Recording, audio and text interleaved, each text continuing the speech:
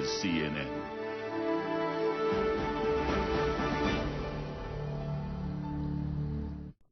For today's top story, Johannes Gutenberg, famed inventor of the printing press and original printer of the Gutenberg Bible, was found dead last Tuesday. Gutenberg, estimated to be around 68 years old, was originally believed to have died of natural causes, but police say that they no longer believe this was the case.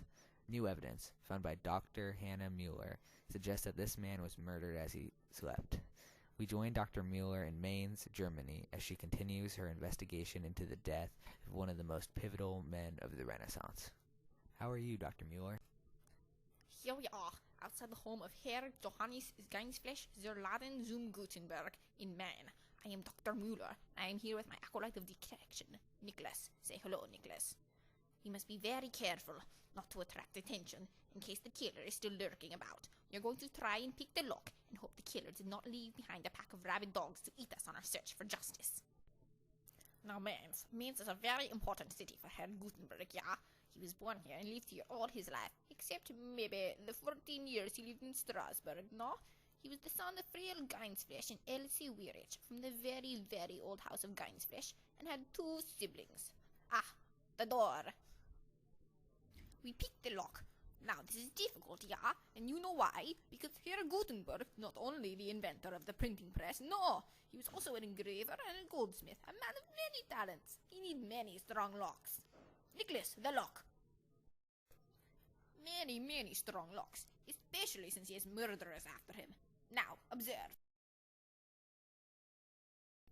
Nicholas, my disciple of diagnosis, tell me what this is. The Gutenberg Bible, Dr. Mueller. Herr Gutenberg's crowning achievement, first produced in 1452 after Herr Gutenberg moved back to Mainz. Because of the printing press, Gutenberg was able to mass-produce the Bible quickly and cheaply, and it is still renowned for its artistic quality. Gutenberg produced his Bible using the funds of Johann Fuss. Aha, Fust. Yes, Nicholas, tell us about him.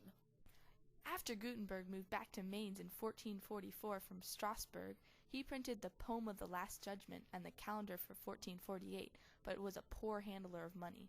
So he joined forces with the mysterious and wealthy Johann Fust. No one knows if Fust was one of Gutenberg's fellow goldsmiths or just a banker, but Fust helped Gutenberg produce 200 Bibles in only a 3-year time period. Ah, and what else, Nicholas? Gutenberg went bankrupt in 1455, but Fust accused Herr Gutenberg of stealing money from him. He sued Gutenberg, and Fust was given control of Gutenberg's printing business. And we uncover one of our potential murderers, Johann Fust. Motive, getting payback for all his lost money. Now, Nicholas, let's look over here. This is Gutenberg's printing press, Doctor.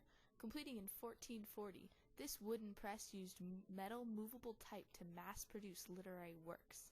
It is based off the wine presses commonly found in the Rhine Valley of Germany, and Herr Gutenberg created a thicker, oil-based ink just for the printing press.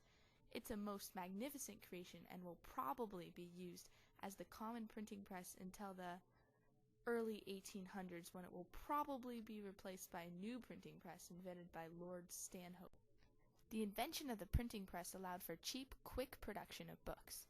Because books are cheaper, common people can now buy them, and literacy levels are constantly being raised. It also spread knowledge and new scientific findings, as well as reducing the differences in the spelling of different dialects of the same language. In fact, Herr Gutenberg's printing press may be the most significant invention of the Renaissance. Genius. However, do you know why Herr Gutenberg's fabulous achievements are not so fabulous? Why? Because someone killed him. Ah! Excuse me, what's going on? Ah, do not worry, my friends. I am familiar with the customs of Mainz, and I shall smooth things over with this lovely lady by speaking in her native German tongue. ¿Tienes un angoro? ¿Eres un hombre o una bambilla? No, wait. Debes comer el cuerpo de Cristo con queso. No, eres mi media naranja. No, wait.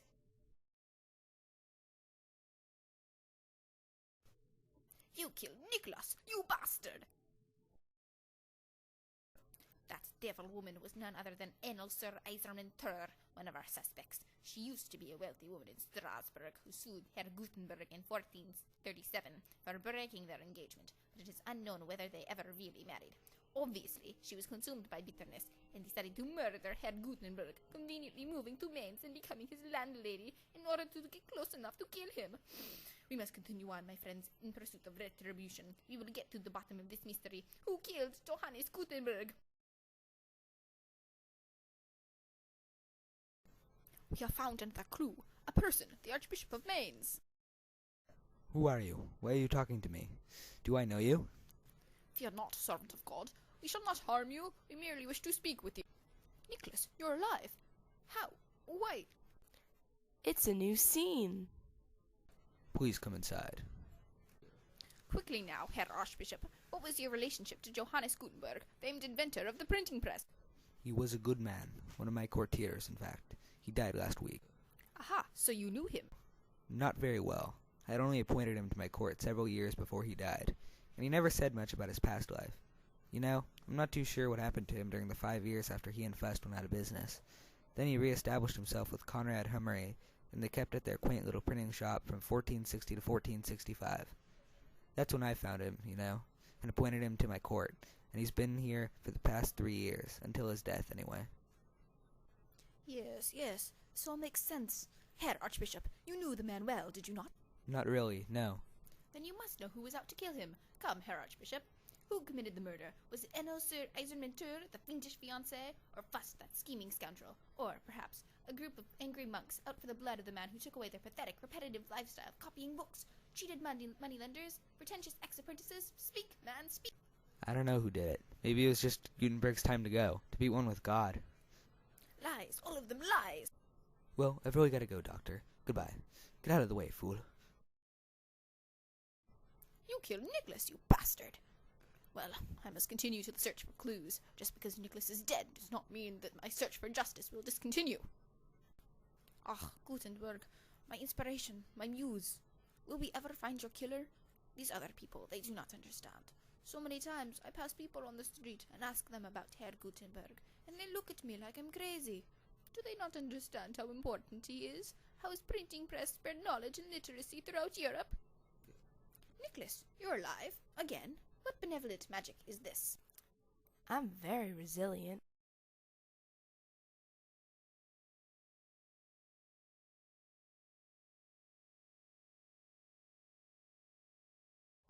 What are you all doing here again? I thought I told you to leave.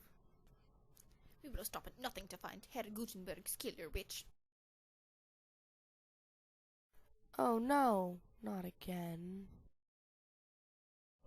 Ah, right. Well, thank you, Dr. Mueller, for that insightful look into murder investigations. I'm sure we'll find Gutenberg's killer very soon. The Dragon of Albania, also known as George Castrioti Skanderberg, died last month.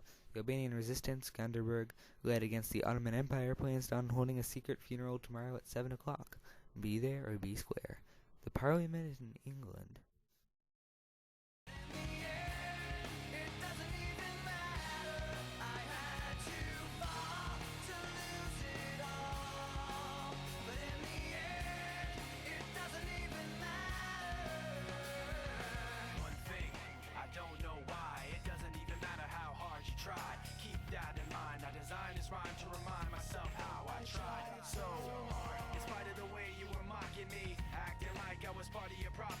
Remembering all the times you fought with me, I'm surprised it got so.